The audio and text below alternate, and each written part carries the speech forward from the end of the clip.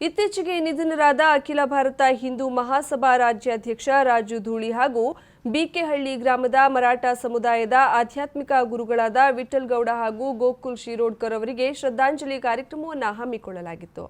ಮಂಗಳವಾರ ಪಟ್ಟಣದಲ್ಲಿರುವ ಮರಾಠ ಭವನದಲ್ಲಿ ಹಳಿಯಾಳ್ ತಾಲೂಕ್ ಕ್ಷತ್ರಿಯ ಮರಾಠ ಪರಿಷತ್ ವತಿಯಿಂದ ಹಮ್ಮಿಕೊಳ್ಳಲಾಗಿದ್ದ ಶ್ರದ್ಧಾಂಜಲಿ ಕಾರ್ಯಕ್ರಮದಲ್ಲಿ ಅಗಲಿದ ಮಾನ್ಯರ ಭಾವಚಿತ್ರಗಳಿಗೆ ಪುಷ್ಪ ನಮನ ಹಾಗೂ ಮೌನಾಚರಣೆ ಸಲ್ಲಿಸಿ ಗೌರವ ಸೂಚಿಸಲಾಯಿತು. ಈ ಸಂದರ್ಭದಲ್ಲಿ ವಿಧಾನ ಪರಿಷತ್ ಸದಸ್ಯ ತಾಲೂಕ್ ಕ್ಷತ್ರಿಯ ಮರಾಠ ಪರಿಷತ್ ಅಧ್ಯಕ್ಷ ಎಸ್ಎಲ್ ಘೋಟ್ನೇಕರ್ ಅವರು ಅಗಲಿದ ಮಾನ್ಯರಿಗೆ ಅಂತಿಮ ನುಡಿನಮನಗಳನ್ನು ಸಲ್ಲಿಸಿದರು.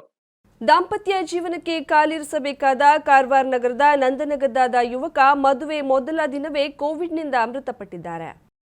ಕಾರವಾರ ನಗರದ ನಂದನಗದ್ದಾದ ರೋಷನ್ ಪಡುವಳ್ಕರ್ ಮೃತಪಟ್ಟವರು. ಮಂಗಳವಾರ ಆತನ ವಿವಾಹ ಜರುಗಬೇಕಿತ್ತು. ಸೋಮವಾರ ನಡೆಯಬೇಕಿದ್ದ ಹಳದಿ ಮುಹೂರ್ತದ ದಿನವೇ ಆತ ಕೋವಿಡ್ ಸೋಂಕಿನಿಂದ ಮೃತಪಟ್ಟಿರುವುದಾಗಿ ಹೇಳಲಾಗಿದೆ. ಈತ ಪೂನಾದಲ್ಲಿ ಉದ್ಯೋಗಿಯಾಗಿದ್ದು ಮದುವೆಗೆಂದು ಸುಮಾರು 12 ದಿನದ ಹಿಂದೆ ಊರಿಗೆ ಬಂದಾಗಲೇ ಕೆಮ್ಮು ನೆಗಡಿಗೊಳಗಾಗಿದ್ದ. ಊರ ಸಮೀಪದ ಆಸ್ಪತ್ರೆಗೆ ಹೋಗಿ 5-6 ದಿನ ಔಷಧಿ ಪಡೆದ ನಂತರ ಇನ್ನೊಂದು ಖಾಸಗಿ ಆಸ್ಪತ್ರೆಗೆ ಆತನನ್ನ ಸಾಗಿಸಲಾಗಿತ್ತು. ಅಲ್ಲಿಂದ ಜಿಲ್ಲಾಸ್ಪತ್ರೆಗೆ ಹೋಗುವಂತೆ ಸಲಹೆ ನೀಡಲಾಗಿತ್ತು. ಆಸ್ಪತ್ರೆಗೆ ತೆರಳುವ ಮಾರ್ಗ ಮಧ್ಯದಲ್ಲೇ ಯುವಕ ಮೃತಪಟ್ಟನೆಂದು ಹೇಳಲಾಗಿದೆ.